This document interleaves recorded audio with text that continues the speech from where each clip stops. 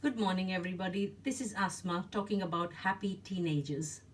How many of us know happy teenagers who have all the empathy for others because they have a high self esteem? Teenagers who are physically, mentally, and emotionally fit because they do all the right things, such as they sleep the 9 to 10 hours a night that their bodies need to grow and repair. Their changing hormones need all the sleep and rest to be happy. Those teenagers who exercise at least 30 to 60 minutes a day and their endorphins are flowing, their happy hormones are flowing. Such teenagers are such a joy to be around. When they are happy and healthy, they don't need medication or doctors. How many of us know teenagers who are emotionally fulfilled? We as humans are social creatures.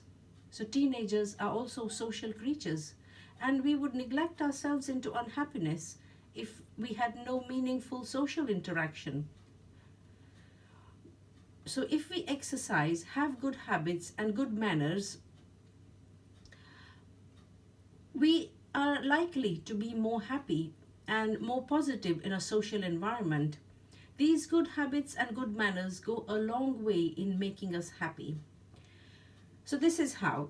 Good habits means staying clean, good food, drink, sleeping habits, putting time and effort in developing good habits, not only in making us feel good and looking good, but being socially accepted and appreciated. We have a need to belong. Teenagers have a greater need to belong.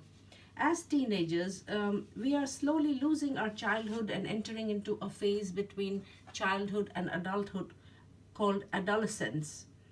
And during adolescence, there are hormonal and chemical changes happening in our bodies. We view the world differently when we are 13 as compared to when we are 9 or when we are 25.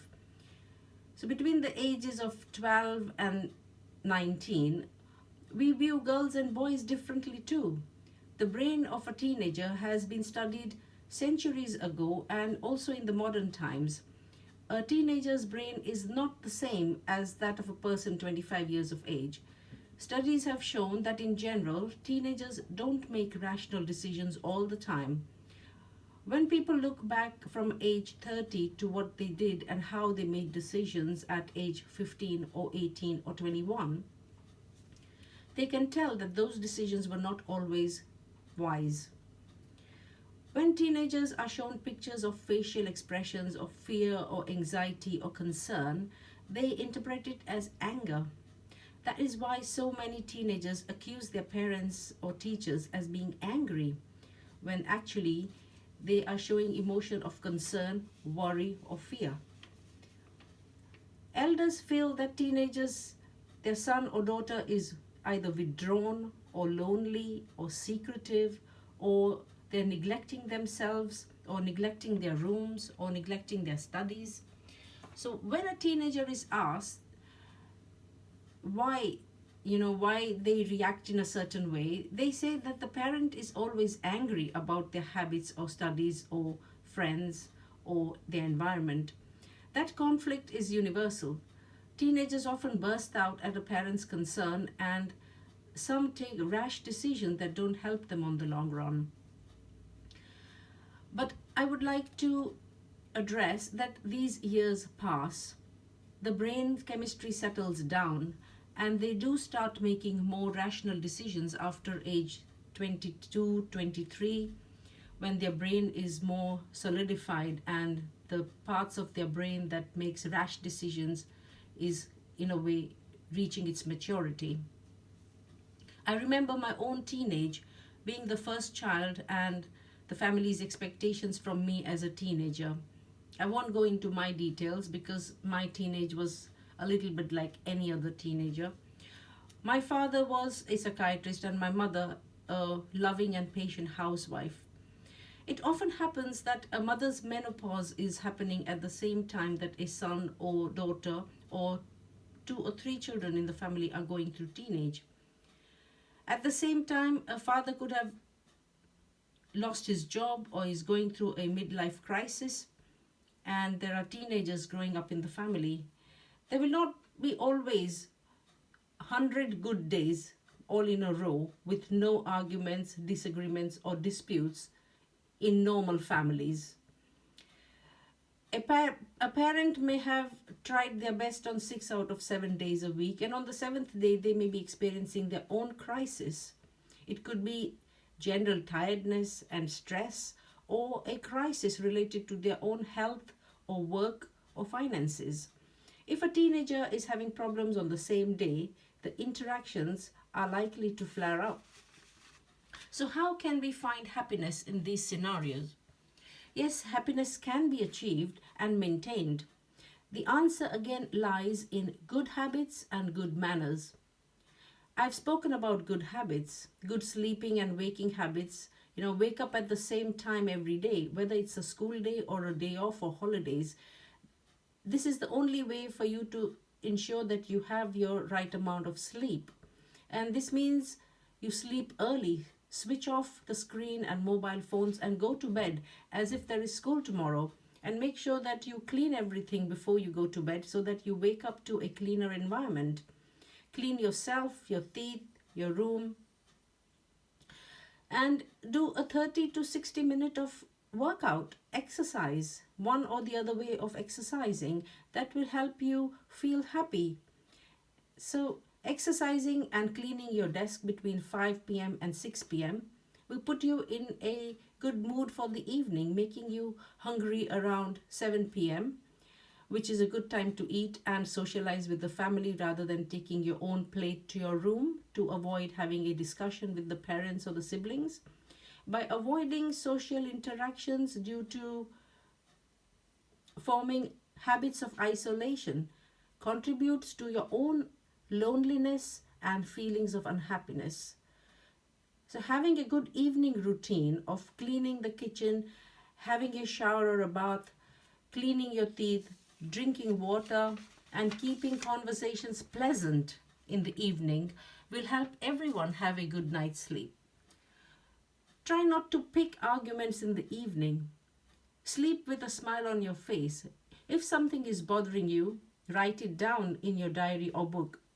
I started keeping a diary since I was a teenage, and back then I could not discuss everything with my mother or father, but I wrote it down in a diary. That made me realize and rethink all the issues and understand if they are important or rational. And then if I'm still bothered, then I would take the topic with my parents. But I've had time to reflect on it rather than burst out and pick an argument or a discussion at a time when the other person is not ready for it or is too tired. Better still, speak your problem at night to God.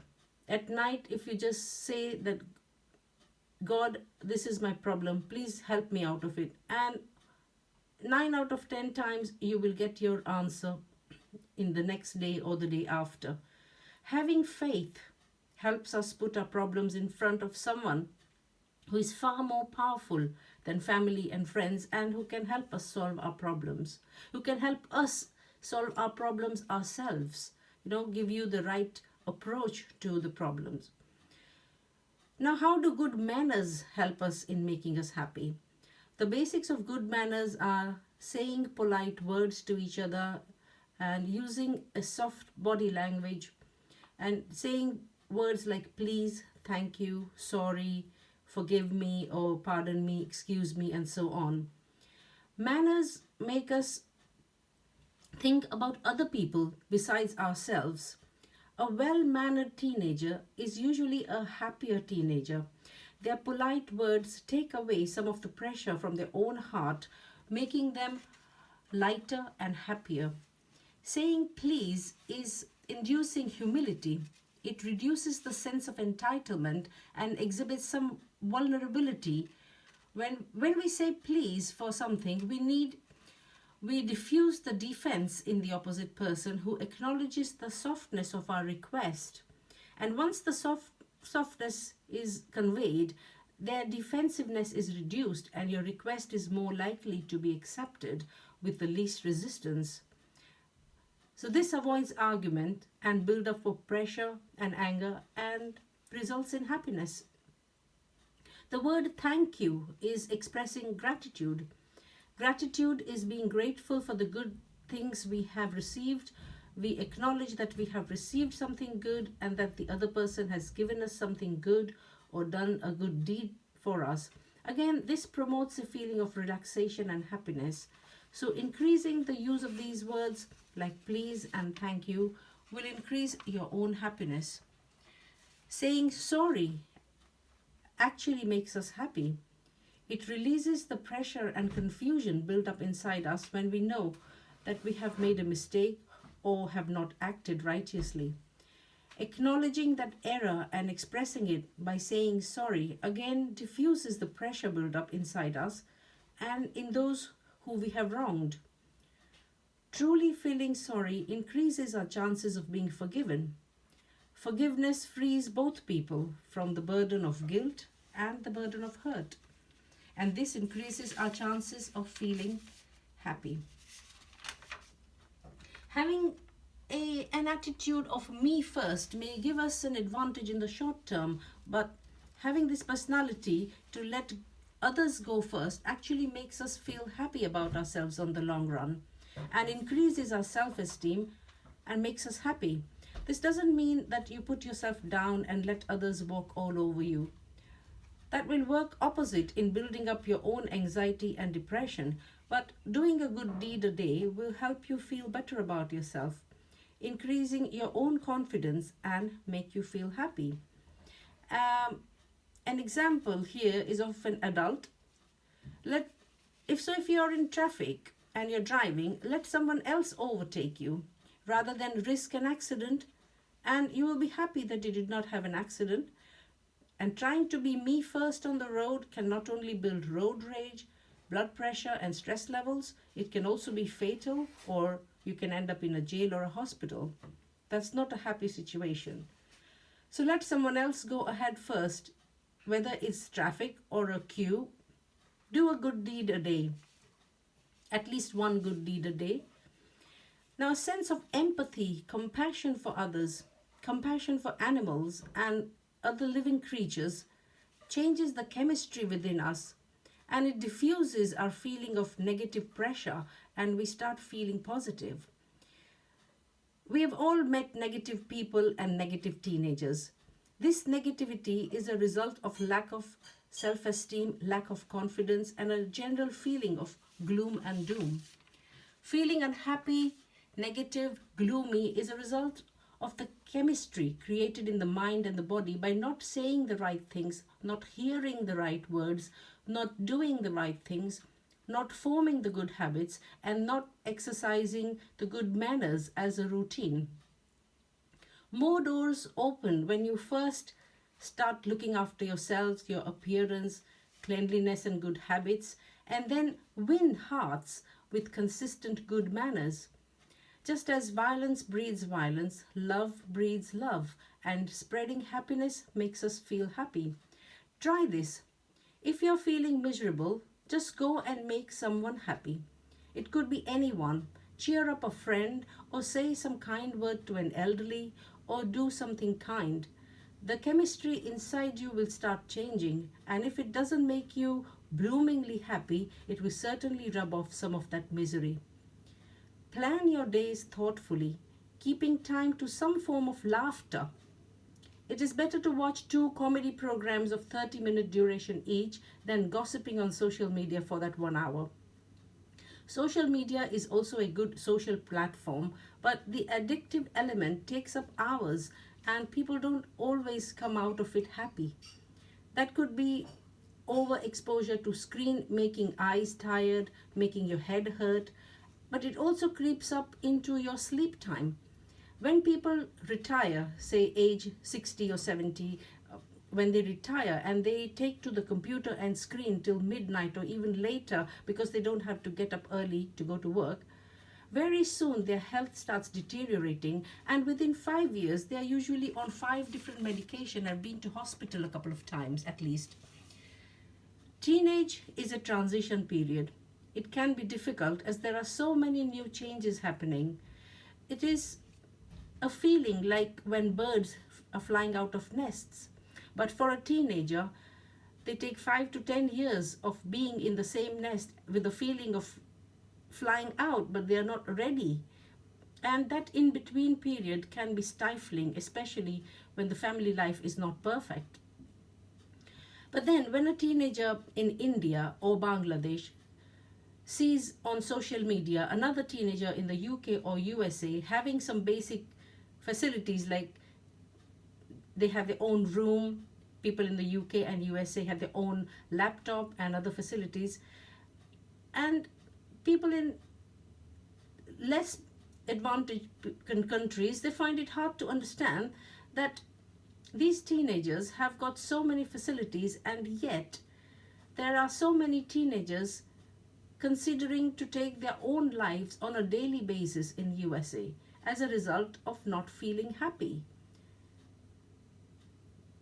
Is their life really so bad, or have they created chemicals within themselves by not practicing good habits and good manners, not having any faith whatsoever, and a general lack of empathy, negativity, and a me first attitude? That doesn't make them happy, as statistics show that one in so many of us are unhappy because we don't have those qualities. There are countries where the law is so much in favor of children and teenagers, and yet they are unhappy. If they are experiencing any threats, they can make a phone call and they have the whole group of safeguarding team come to help them within minutes. They are taught in school how to seek help if they are in danger. Most teenagers who say that they are unhappy are not usually in life-threatening, dangerous situations, and yet they are unhappy. They don't have the threats that a lot of people in the world, in the third world, have, and there are no CCTVs there. There are lots of CCTVs there. That here in the UK and USA, there is a lot of help available, and yet they are unhappy. In the UK, for example, they have a reasonably okay life. What they lack may be an incomplete family life, because more and more couples in the West are ending up in divorce, usually when the children are growing up into teenagers or sometimes even younger, and that has an impact on their total happiness. They carry the trauma of their parents. But then children of perfect parents who have given them 10 times more than that a single parent can give, those children, those privileged children who have faced no hardships, are ending up as failures, alcoholics or drug addicts. Again, this is not a happy situation, as they say that they take to drinks or drug because they are not happy. And children from broken homes go through all this trauma, and they really try hard and make a successful life and come out stronger, more resilient as a result of a little hardship. So you have various examples, and if you want to make yourself happy, you can just see the lives of other people. Social interaction helps you see the life of other people rather than just living in your own gloom and misery. Change the chemistry within yourself if you want to be happy. Say good words and think good thoughts. If you accidentally say something bad about a person, try and write down 5 good things about that same person. Your own chemistry will change towards them, as well as making you feel more positive and happy. Forgive people. Forgive their mistakes. Don't hold on to grudges. Let go and believe that teenage will pass. It happens to all of us. Find ways to deal with it positively so that we all come out of this teenage happy and complete. Thank you.